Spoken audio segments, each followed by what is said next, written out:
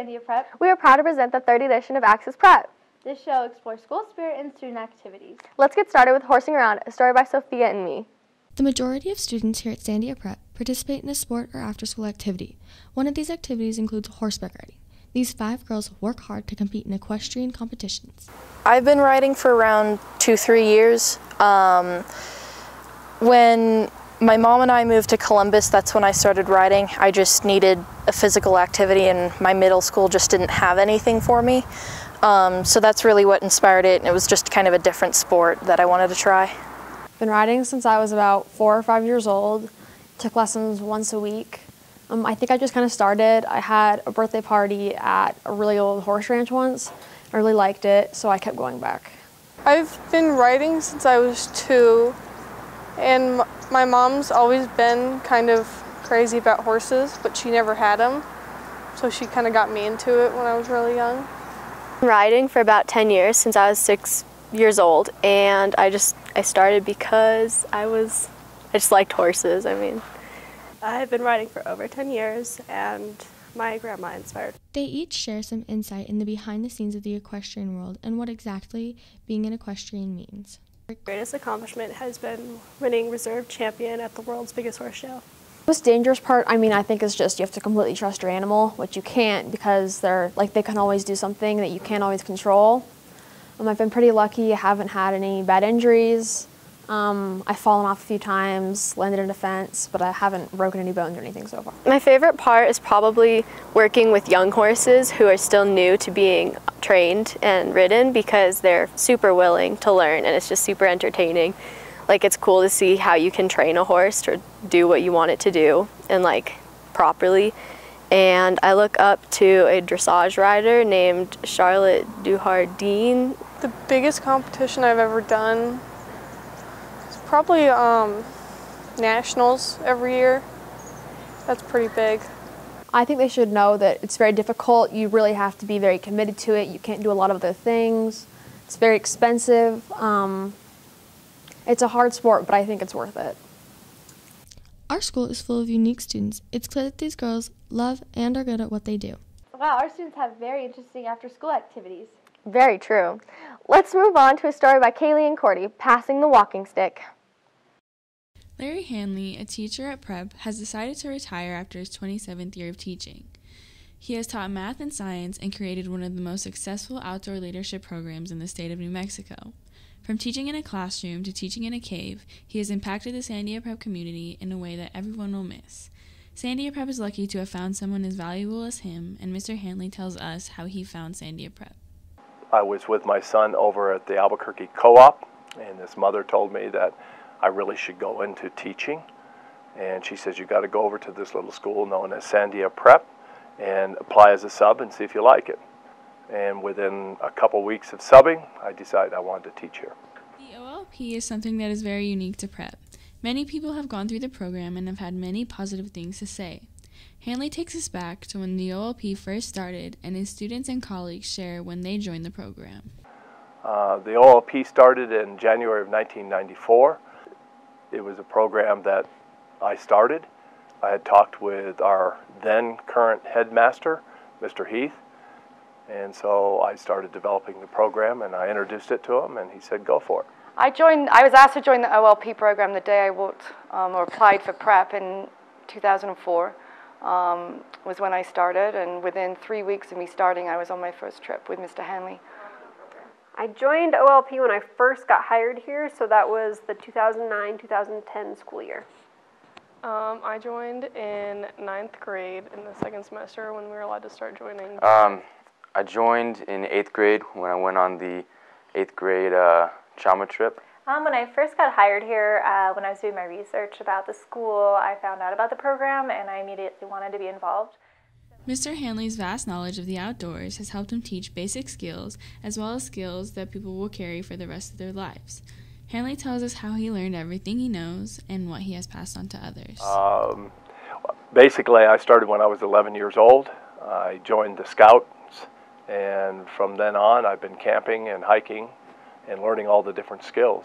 It's been straight on since 11 years of age. Hanley helped guide me as I learned and built my own personal experiential education, and not that, like, the way I look at things isn't always the way everybody sees things, and it's not always the right view of everything, and Hanley's definitely shown me that and how to look at things differently. In Hanley's absence, there will be a new leader of the OLP.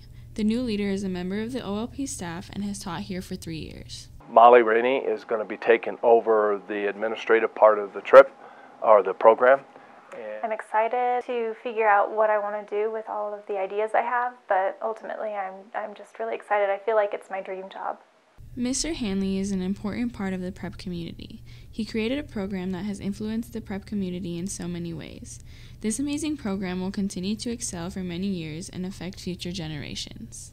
Nick and Aiden look into our new chess team, Chess Club Warriors. That's a good accent. Checkmate. Chess Club is becoming more popular throughout the prep community. In the past 5 years, the Chess Club Warriors have been growing because more students are signing up for the chess activity. This growth has to do a lot with teachers promoting the chess activity. I do. I'm not a really great chess player. I'm still kind of learning myself, so it's kind of fun for me because I can learn with them. No, if I would consider it a sport, but I would definitely consider it more than a hobby or more than an activity. Reasoning and logic and skills required, that it definitely is, I would say, more than like a hobby or an activity, but I don't know if I would qualify it as a sport. I don't play as often as I would like to. I play with people occasionally, and then I have an app on my phone that I've just been using to kind of teach myself and try to get better. I think just the mental aspect of it, trying to think ahead not only just about what you can do, but what your opponent might do. Chess is starting to become more modern because it is so competitive. Games like this are also starting to be considered sports because of the mental aspect of the game. This is why chess is such a competitive game. Competitive nature of the game would qualify it as a sport, in my opinion. Yeah, I think it's fun to teach kids how to play chess. It's a wonderful game. In this day of esports, it might be the original esport. Well, it is an old-fashioned game. It's a really old game. I think cultural forces make chess popularity wax and wane. I would tell them that it's a pretty easy game to learn. You just need to have like the right people tell you, and that is pretty fun once you know. I play it about twice a week, and yeah, I do enjoy it. No, because it's not, like, you're not really being active. Chess is a good addition to prep's competitive atmosphere. All of the committed teachers willing to help teach chess makes chess that much more fun for the Chess Club Warriors. Haley and Madeline give us a look into the career of Mr. Polanski. A living legend indeed. You know, I'm thinking about taking his class next year. That's a good idea. Sandia Prep has an excellent selection of teachers, but one that stands out is Mr. Ernest Polanski. He has attended college at UNM, the University of Colorado, and the University of Utah. This will be his 53rd year teaching and his 37th year teaching at Prep. He teaches a difficult curriculum and will always be known for his legendary pop quizzes. I am challenging. There's no question about it. There's like a lot of studying and like a lot of work, and you have to be very like dedicated and put a lot of time into it. But like after you do that and you understand everything, it's like a lot easier to get through the class. I heard that he's a really tough teacher because of all the pop quizzes, and his class is just really hard in general, and I agree with that mostly. It's actually not that bad. Just the only thing that's kind of hard about his class is the pop quizzes. Many of Mr. Polanski's students can agree that the hardest part about his class is definitely the pop quizzes. The students come in and I give a pop quiz and they're all like, oh no, pop quiz, just like Mr. Polanski's class. And so I said this year that PTSD actually stood for Polanski Traumatic Stress Disorder.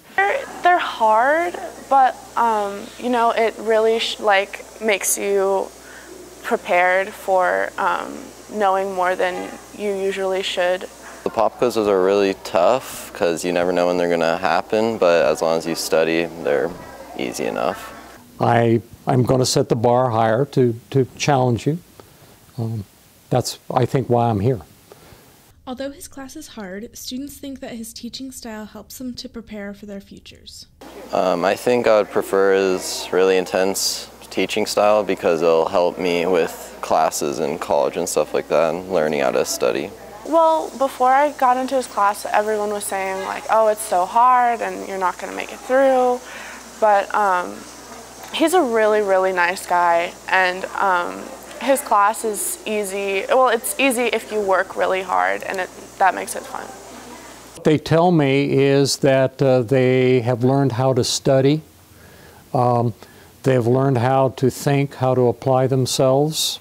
They come out of Polanski's class learning a lot of things. And I would say, you know, people complain about his class being difficult. They don't complain about him being unfair. Students end up appreciating Mr. Polanski's teaching technique and how much it helps them for college. There have been several rumors of Mr. Polanski retiring for the past several years, but he says that's not in his plans for a while. Holidays around the corner, spirits in the air. School spirit, that is. Johnny and Lucas bring us a story about the spirit of prep. Various students from Sandia Prep discuss their involvement in school spirit special moments and what school spirit means, as well as improvements that can be made. I'm involved in school events by going to all the games and supporting them and trying to get the whole school to come out and support the games. Spirit Week in Lion and Unicorn Day was super fun, and like it was super fun to dress up in different things, like for Twin Day and Jersey Day. It was fun. Julia discusses her thoughts on what school spirit means to her as an athlete. When I think of school spirit, I think of like everyone coming together and everyone really like, if there's a theme, everyone does it, and like kind of like a community. Everyone follows each other basically. When I got a high five from one of the seniors of the Unicorns, it felt special to me because I'm the youngest of the schools. Usually we try and make themes for the games to make them more fun and more appealing to people to go out to. I think like when I was a sophomore, we had this volleyball game against La Cueva, and like the entire like student section was full and everyone was wearing white, and like literally all my friends were there, and so like that was probably like the most people I've ever seen at a game. School spirit means to me making new friends and just having a good time with the school atmosphere. It would be better if we could actually get more people to go to the games, because then more people, the more fun it is. School spirit has been a long tradition at Prep and will continue to lead a legacy for years to come. Art is a big part of our school's atmosphere. Evan and Cooper talk about the heart behind the art. Here at Sandia Prep, we have the 5 A's: athletics, academics, atmosphere, activities, and art. This story is focused on the atmosphere and the art of Prep, more specifically the art around school. We talked to teachers and students about their art that is displayed around the campus. I think the difficult thing with ceramics around campus is it just takes so long to make and fire and glaze and then display. So you guys will see a lot more paintings and drawings and photos before the ceramics comes out, just because it's really time consuming. Because of the lacking amount of clay and sculpture pieces around the school, we talked to other art teachers and students in the drawing, painting, and photo classes, as well as a theater tech member. Right now, they have some really cool tool drawings in the Student Center. We decided to throw a spin on a traditional still life drawing, so I suspended tools from old restore. I went and got a bunch of real rusty, broken down tools and strung them up on strings on the wall, so the students drew off the wall instead of on traditional tabletops, and that was really fun. So those are all displayed in the Student Center. And also, there's a really beautiful show of painting and drawing 2 artwork in the Performing Arts Gallery at the moment, and they did abstract gridded self-portraits, so threw a little abstract spin on their own self-portraits. Yes, I do. Some of it is in the 700 building, sometimes it's in the cafeteria. It's right here. In tech, we built She Kills Monsters from scratch. We had to build a whole platform and design the interior of not only a school classroom that goes on top of a fantasy-like cave. So we had to kind of keep in mind the design of fantasy world versus real-world classroom. As we asked these other students about their art, we also asked them about the academics behind them. They want to continue their art at Prep and into college. I'm definitely interested in photography, so I kind of wanted to go to college for the arts and things like that, or filmmaking, photography. I plan to go to either School of the Art Institute of Chicago or MICA in Maryland. They're the two best art schools in the country, so I got my work cut out for me. I'll be studying probably fine arts, drawing and painting. I have interest in prop making for films, for designing sets for plays, films, whatever it is, just doing public art, mural work, public sculpture. It's a pretty broad thing to be involved in, and I have an interest in almost every field. The art around campus is amazing, and we hope to see more of it from these amazing art displays in the future, and wish our peers the best as they continue their art careers. Athletics this fall, Prep continued the winning tradition. You could say it was a real season of success. I would have to agree with that. This year at Sandia Prep, our fall sports teams have had a lot of success. We had 2 individuals that earned a state championship in cross country. The girls varsity soccer won the state championship for the 3rd year in a row. The boys soccer also won state. And finally, our girls volleyball, who have won state the last 3 years, finished runner-up in the state tournament. Just always pushing myself in practice, eating well, drinking lots of water, getting good rest. In the summer, I started running pretty early. After track, I took a couple weeks off and started training after that with my brother, and those miles that we put in during the summer helped out and helped me start the season a little bit ahead of everybody, and so by state, I was feeling pretty confident. Both our boys and girls soccer teams won state, along with the girls volleyball finishing runner-up. They are going to talk about the factors playing into their season. I would say the dedication that we had of girls showing up for practice, even on days when we didn't have school, and just the work ethic that was shown.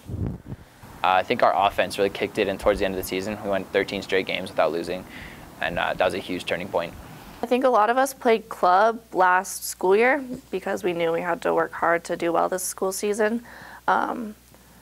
But I think we just were able to work well together. We came together as a team, and we just worked hard in practice every day. Those are the perspectives of the players. Now let's see if our athletic director believes this success can continue. I hope so. I mean, you know, I can't predict the future. I believe that we have the right coaches in place.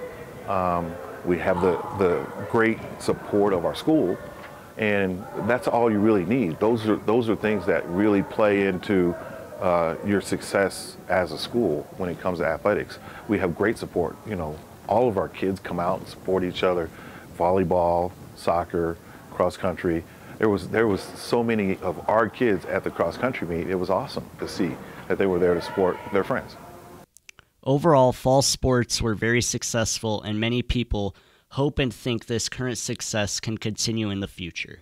That's all for the show. We hope to see you next time on Access Prep Broadcasting. Happy holidays, Sandia Prep, and be safe.